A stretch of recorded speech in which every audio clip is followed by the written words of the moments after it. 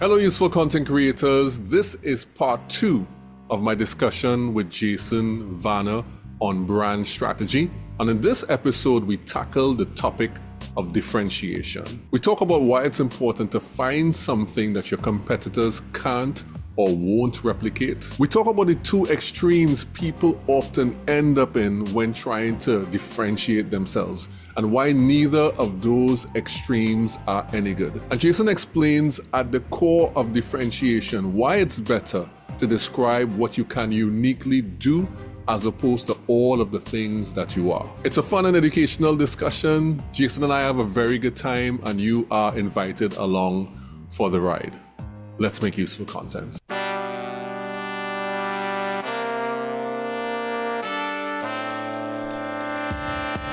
Teaching you to make useful content so that you can build long-term relationships with the people that matter to your business.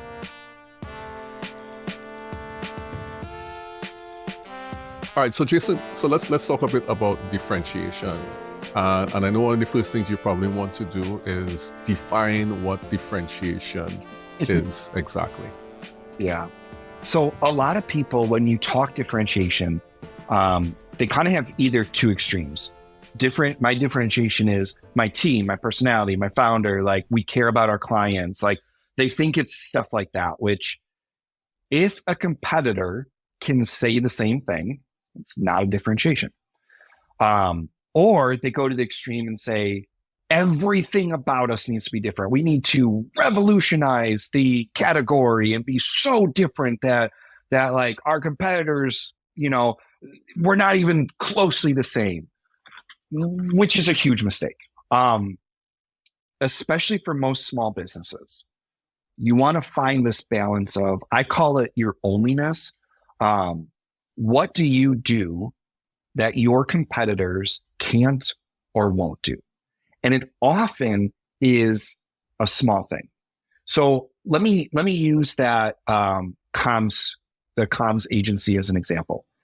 She does comms strategy. Any comms strategy company does comms strategy. She does the thought leadership stuff. Like they do a lot of the same stuff. Differentiation is this idea of, how do I hold in someone's mind that I'm the only one in the category that does this, even if you don't? So with this client, we found that there is another comms strategist who calls herself a serial connector, but it's buried. It's not the main highlight. It's not what she focuses on.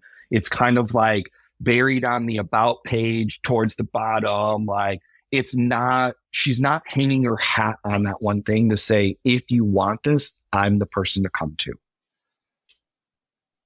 So my client is not the only one that says they can connect you, but she is the only one that has made that her thing. So it's kind of hard to define that, because it really is taking one thing about you and making it the thing. So we worked with to give you another example, we worked with a recruitment agency, and really all I did with them was an hour and a half clarity call. We didn't do a full brand strategy, but what we nailed down was, your brand strategy is 2 qualified leads in 10 business days. So they guarantee that if you work with them, they will give you 2 qualified candidates within 10 business days of signing the contract.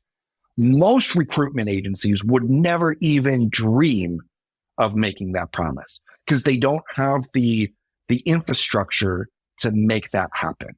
This client does. So they came in and told me, like, we've got this infrastructure where we have like how they label candidates and all this kind of stuff, how they find candidates. It's all designed that they have a database that they can quickly turn and get their clients candidates immediately. And I was like, but in all of their marketing, even when I asked him, why should people buy from you? He was like, well, we're really experts in the industry and we know what we're doing. And I'm like, every business can say that. That doesn't make you different. That makes you the same. So what actually makes you different? One of the things I like to, when we do these workshops with clients, one of the things that I challenge them with, because Every business I've worked with, every business owner I've talked to, every prospect, when I ask the question, why should someone work with you?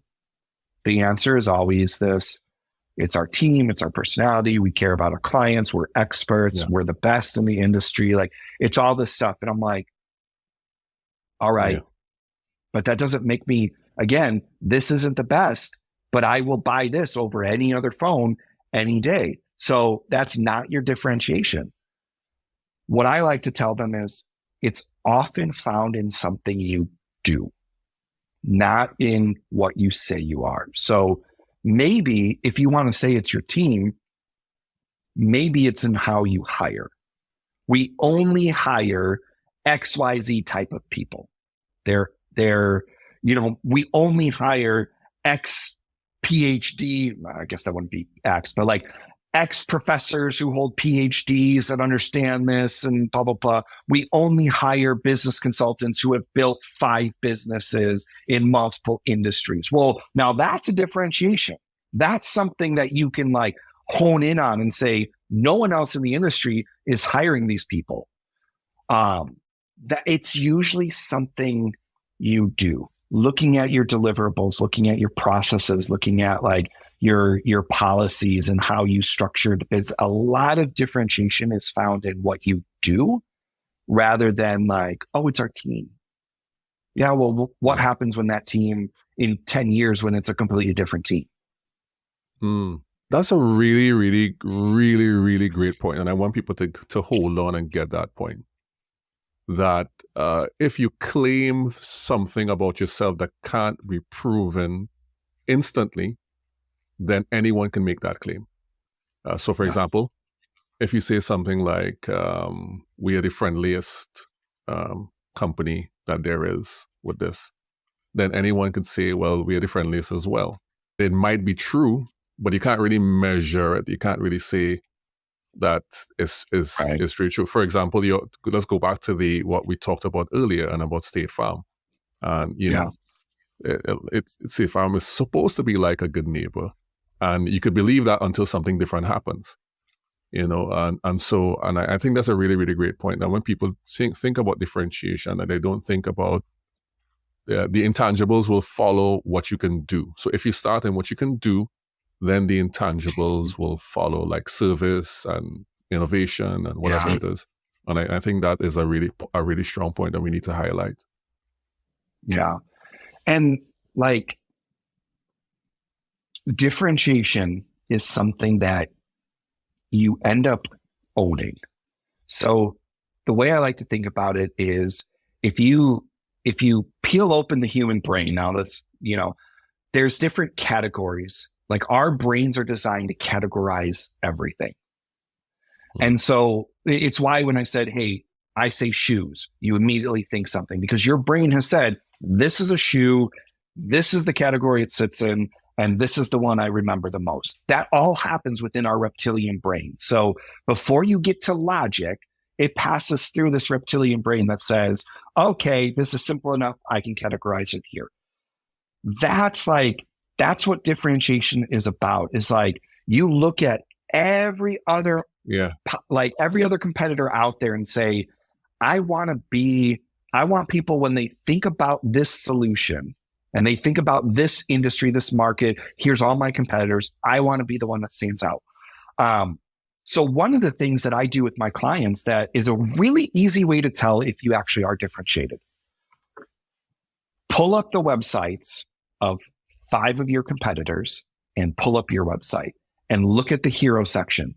If you're using the same language, if you're saying the same stuff, you're not differentiated. Right. That's it. Right. Like we were working with a trailer company and we did a brand audit and we pulled up their competitors' websites. No joke. They use the same 3 words. All of them use the same 3 words: strong, durable, and like performance or something like that. I think the 3rd word was different, but it was all strong and durable. They all said that. And I'm like, so why should I buy your trailer when I can go to theirs and theirs is also strong and durable? If theirs is cheaper, if theirs is closer, I'm going to buy theirs and I'm not going to buy yours because you're both strong and durable. So why the hell should I buy yours? That's kind of if you're struggling to understand what makes you different, that's the easiest test to see if you are. Pull up your hero section, and that, like, if you guys are saying kind of the same stuff, you're not differentiated. There's a flip side to this though too, because some people will go to the extreme and be like, we need to be so different that it ends up alienating their ideal customers. So there's this balance to be had. You have to be different enough to stand out in this category and be like, ooh, you're familiar enough that I get what you do, but you have this differentiation. What I see a lot of, especially younger entrepreneurs doing, is they want to create their own category. They want to, like, someone gave them the advice that be a category of one. That's way harder than you think it is. Because not only do you have to market your company, now you have to market the category as well, because it's not something that's in people's brains.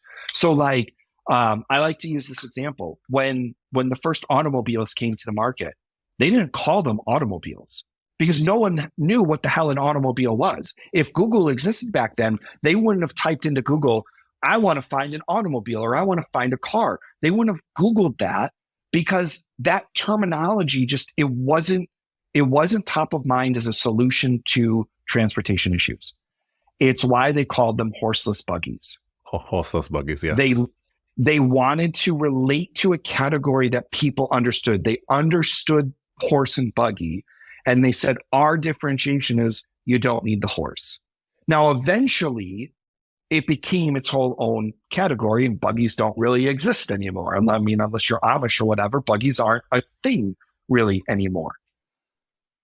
But this is the danger. Like, I'll sit on clarity calls with some of these younger entrepreneurs, and they're like, I'll ask them, what is it? How do you define your company? What are you? And they rattle off this thing, this label, this category, like, oh, we are a customer experience entertain, like something. And I'm like, what the hell does that mean? What does that mean? And if I have to ask that question, it means your ideal customers don't know either.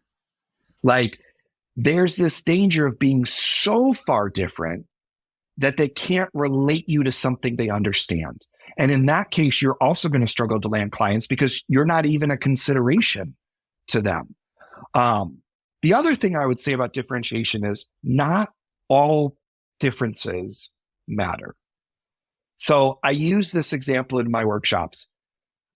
I could show up to every workshop dressed as a clown. That's different. No other brand strategist shows up in clown makeup and a red nose to do brand strategy. That's different. But that difference doesn't matter.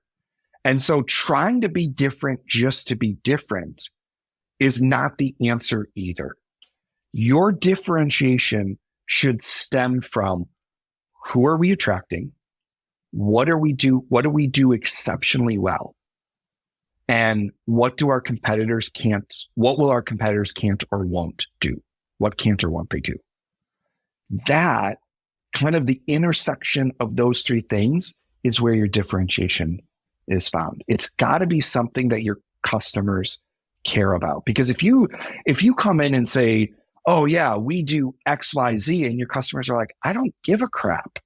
That's not something I care about. Like, I just need this. I don't care that you do that. Like, that doesn't even relate to me. They immediately write you off as you can't help me. So it's this mix of, what do you do differently that matters to your ideal customers that your competitors can't or won't do? And it's a very nuanced thing to find. Like, in brand strategy, the hardest component that I have seen is nailing that differentiation. Is it different enough? Is it too different? Is it something that actually matters? Like, a lot of times with our clients, we go back and forth on this because it's like, this might work, this might not work. Like, but once you hit it, and this is where I know we've hit it. Once we've hit it, it's like the client's eyes light up. It's like, holy crap, how did I not see this before? Because usually it's something you're already doing if you have an existing business. It's something you're probably already doing, but you don't think it's important. Like the recruitment company, 10 or 2 qualified candidates in 10 business days. That was something we were probably 45 minutes into the clarity call before he even brought that up. And I was like, dude, this is your differentiation. This should be at the top of your website. Everything you do should be wrapped around this. All of your policies, all of your operations, all of your marketing, all your content you put out there, 2 qualified leads in 10 business days. That is your differentiation. Own it. Don't bury it. Most companies, now this isn't true for everyone, but for most companies, you're already doing it. You just have to uncover it. Now, in some cases, maybe you have some companies are just like, well, I'm going to do content strategy. So I'm just going to I know that this company does this, so I'm just going to do it too, and blah, blah, blah. And maybe you don't actually have something that makes you different. And then there's ways that we can kind of uncover a gap in the market for you to try to fill and come up with a differentiated idea. I would say 95% of our clients already are doing it.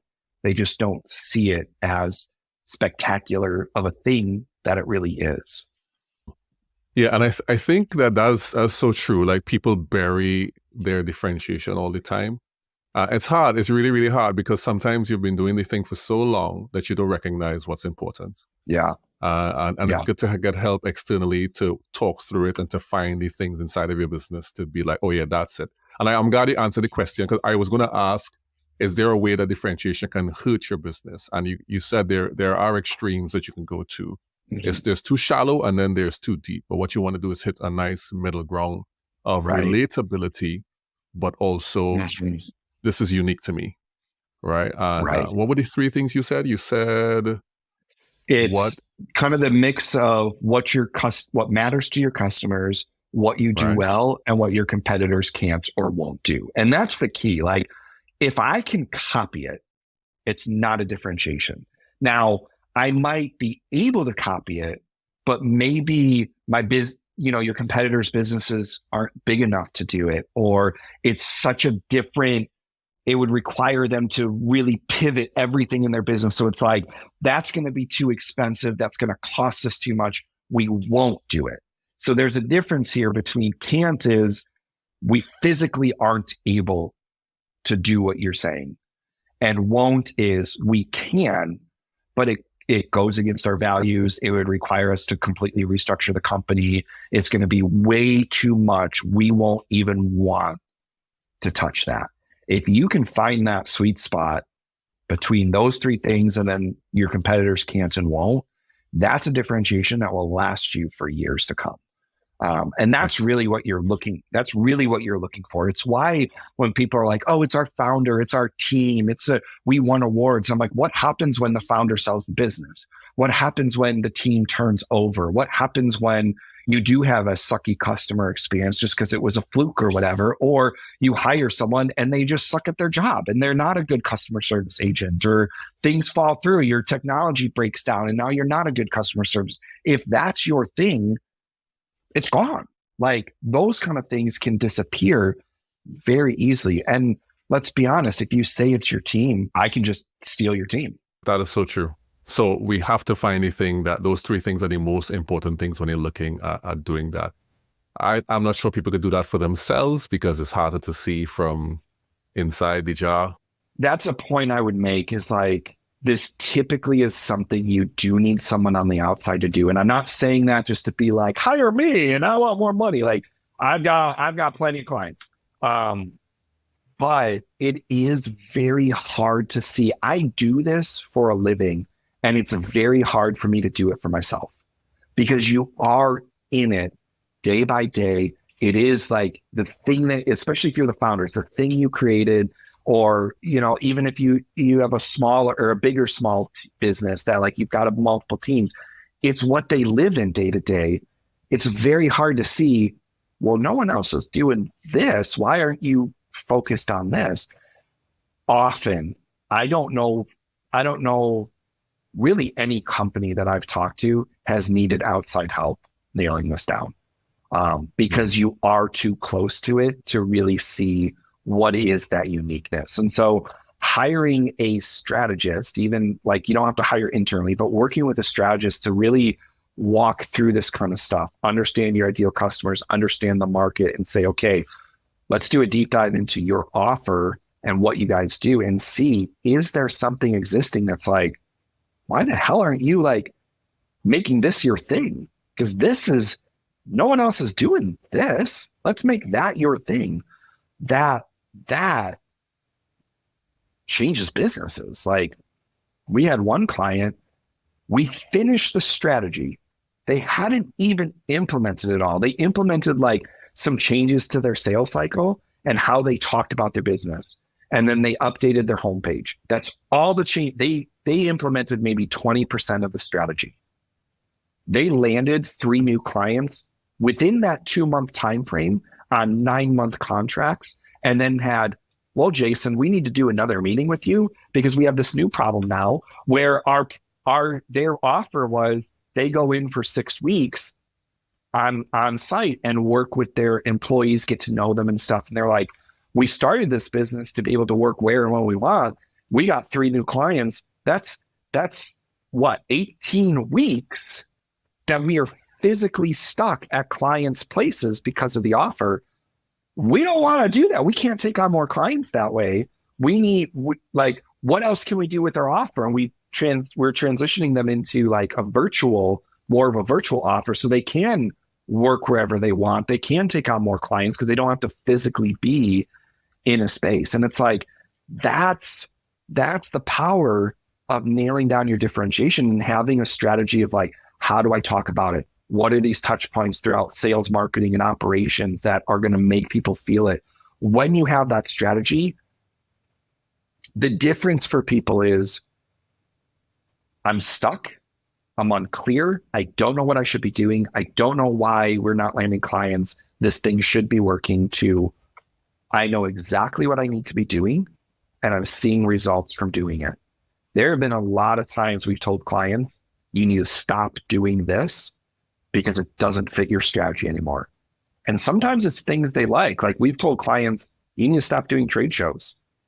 Yeah, I understand. Like, most clients, when they have trade shows, it's like, well, everyone else is there, so we have to be there. And I'm like, if you take that money from a trade show and you do this instead, you will make more money.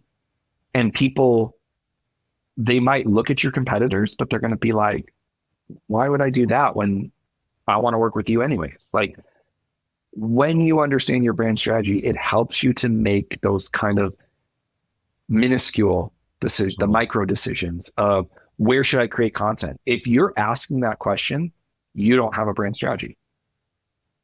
Mm-hmm. Should I create on LinkedIn? I can tell you where I need to create content, not because I'm a content genius, but because I have a brand strategy where I know my ideal customers and I know where they play. I know what they look for. So I know I don't really need to be on Instagram. Now, every once in a while, I'll post stuff up there, but Instagram is not something I'm going to invest my money in, because my clients aren't there. Or they might have an Instagram account, but they're not thinking business when they're on Instagram. They're thinking, I want to look at DIY projects or, fitness stuff, or I want to look at, whatever it might be, but I'm not thinking business. And I'm not going to look at your stuff if you're pushing business stuff. Like, understanding your ideal customers answers all those questions. All right, great. So that's a really nice deep dive into differentiation as well. Jason, thanks so much for taking this bulk of time to share about brand strategy and about differentiation. This is good. This is so very good. I know some people might want to get in contact with you now that you shared all this stuff with them. Where can the people find you online? So the audio cut out here for a bit. What Jason was saying is that you can find him on LinkedIn. Just search for Jason Vana, JasonVana, and you'll see his beautiful bearded face. Through here, I give out all that kind of information. I also have an email newsletter that goes out on Monday mornings where I take my LinkedIn content and basically put it on steroids and give you more than what you get on LinkedIn is in my email newsletter. And we have free downloadable guides. Like, how do I find my ideal customers? I've got a guide for that. You don't even have to give me your email. You can just download it off the website.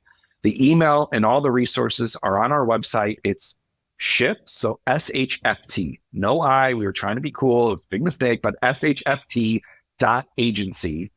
The email newsletter, the resources, like even other podcasts I've been on are on there. That's kind of where to go to get connected with me and to learn more from me. Right. And Sassy Doodles have been going really well as well. You should check out some Sassy Doodles have been going really well. I love them. Yeah. People love them. People love the doodles. That you literally take paper and just draw it out at your desk and do that. Well, I start on printer paper first so that I can make all the mistakes and be like, oh wait, I just drew this out, but I can draw it out better this way. And then I do it in the notebook and take a picture of it.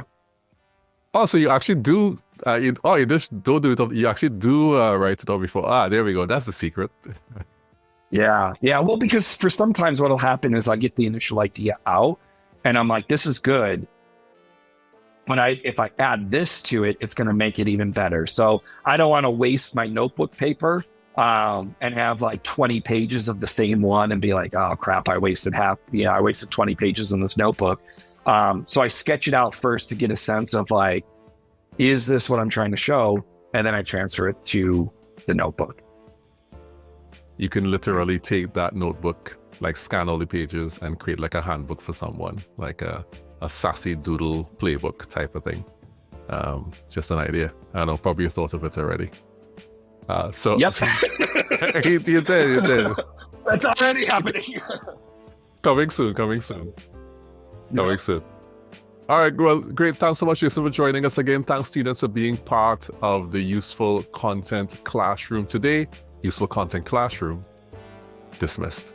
Hope you enjoyed part 2 of my discussion with Jason Vana on differentiation. If you want to hear the first episode, you can go to the episode before this one. That is a general discussion, but deep discussion on brand strategy. And see you in the next episode of the Useful Content Podcast. The Useful Content Podcast is brought to you and produced by Relate Studios. You can see the work we do on our website at relatestudios.com. If you like what you've heard on the podcast today, please follow and come back in 2 weeks for another great episode. And if you want to get more useful content in between that, you can follow me, Juma Bannister, on LinkedIn and on Twitter. We all know it's still Twitter. See you soon in the Useful Content Classroom.